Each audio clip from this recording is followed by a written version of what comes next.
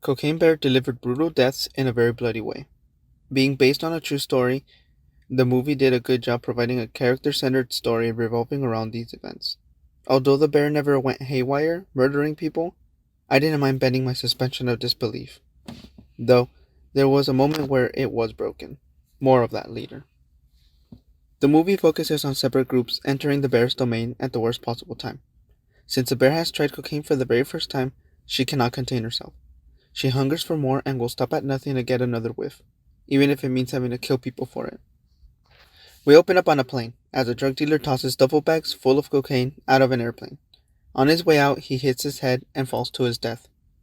This event sets off a series of events that would bring together several groups. Drug dealer Sid, Ray Liotta, needs to reclaim the cocaine to appease the Colombians, so he sends David, O'Shea Jackson Jr., and his son Eddie, Alden Ehrenreich. They wound up on a wild goose chase in search of the duffel bags. On the other side of the woods, a young girl named Dee Dee, Brooklyn Prince, brings her friend Henry, Christian Convery, into the woods to paint the waterfall. They end up crossing paths with the bear because of the cocaine they find. The bear drags Dee Dee to her cave, and now it's up to her mother, Carrie Russell, to rescue her. That was the moment when my suspension of disbelief was broken. Dee Dee's plot armor saved her from death.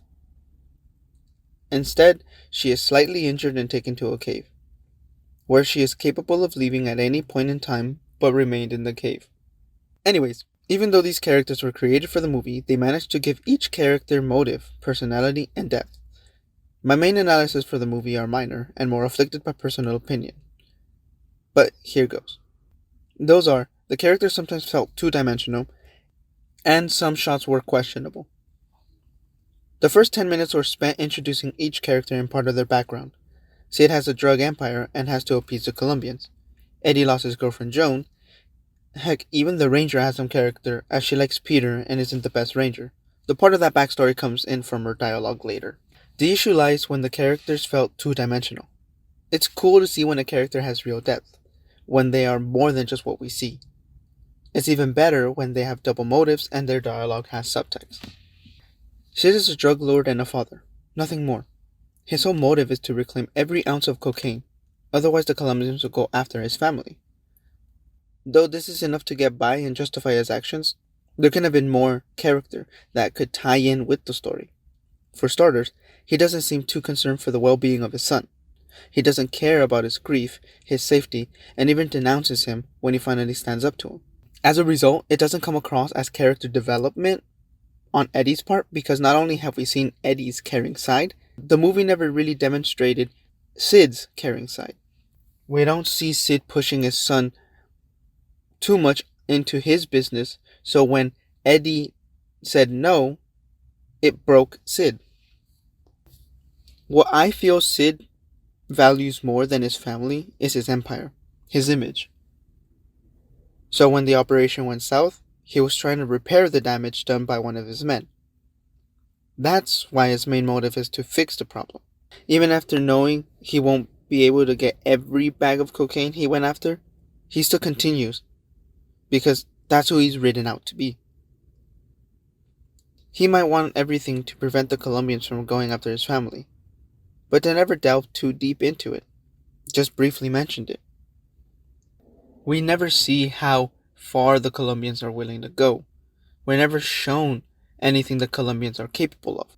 The only thing we got was Sid telling his son they're gonna go after the family. We never see why Sid is so afraid of the Colombians to warrant him getting every ounce of cocaine, even if it means having to fight a bear for it. As for Eddie, he left the cocaine business for love, and when his love was taken away from him, he still did what his father wanted, even though he thinks that his father had some cause in Joan's death. Apart from that, even after finding out that there's a bear that loves doing cocaine, he still does what his father wants. We never really see Sid and Eddie clash, and Sid forcing Eddie to do what he wants. Eddie just goes and does it. It isn't until he sees that children got involved in his father's business, or at least in this situation, when he stands up to him, because he's gone too far. He's witnessed his empire done massive damage to people, including kids. It's a great reason, though I'd argue could have been written better. How? We were never shown the dangerous side of the family business. So does this mean that Eddie has never seen any of the repercussions of selling cocaine? Or even kids being involved? And again, we're not shown what the Colombians are capable of. Instead, why not have the Colombians blackmail Sid by using Eddie's son, Gabe, as leverage? Why not have the Colombians beat Sid up because of his failure? Why not have Eddie not want to go and get every bag of cocaine, but is forced by his father? You can also have it where Eddie is a reluctant follower from his father. He loves him. He admires him. But because of the journey, because of the whole event of the Cocaine Bear, he realizes and sees that he is wrong, that his father is wrong. So when he finally stands up to him, it crushes his father. Sid gets mad, threatens to hurt him if he does not listen to him, and yet Eddie still does not listen to him, but dies in the process by Cocaine Bear trying to hurt his son. Help me out! Ow! Eddie, ow! No. Coward, you are no son of mine! Look around, Dad! Kids have been dragged into this. Here, have some coke, you little shit! Get out of here! Dad, we're gonna be alright!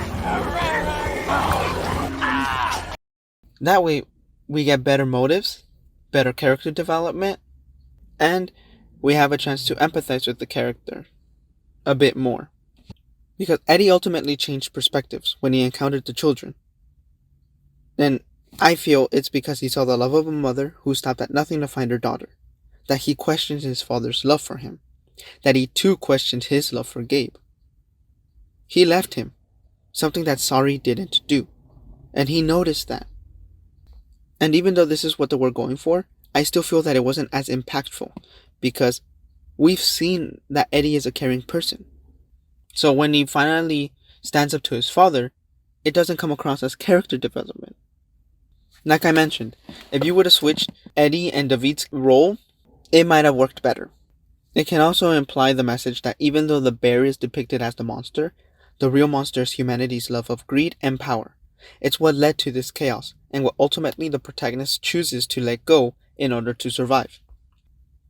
Like I mentioned before, there was enough depth for the movie to be enjoyable, and it wasn't hindered for not going the extra mile for these characters.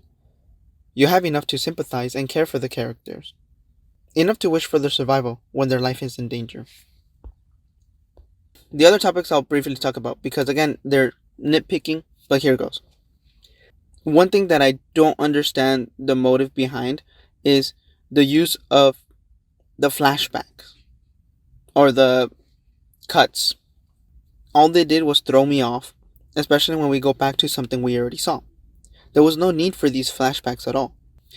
They just ruined the momentum to show either something we don't need to see or something we already established.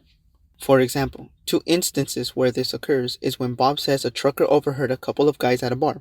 It cuts to Eddie and David for a split second. That cut/shot was not needed since we just saw that scene a scene ago. The next instance was when the ranger was talking about a group of delinquents. It cuts to 3 kids. Then we go to David when those same kids show up. If you were going to show the delinquents after the dialogue, the cut is not needed. Because of this flashback, it ruins the element of surprise. Anyways, the last topic I'll discuss is the choice of close-ups. At times it was okay, but other times I question the usage of it. When Peter runs up to a tree, we get a close-up of his boots, as he uses a rock for support. Why? It took me away from the action, because it differed from the majority of the shots, which were wide. I do quite enjoy the usage of wide shots, so when there were unnecessary close-ups, it took me out of the moment.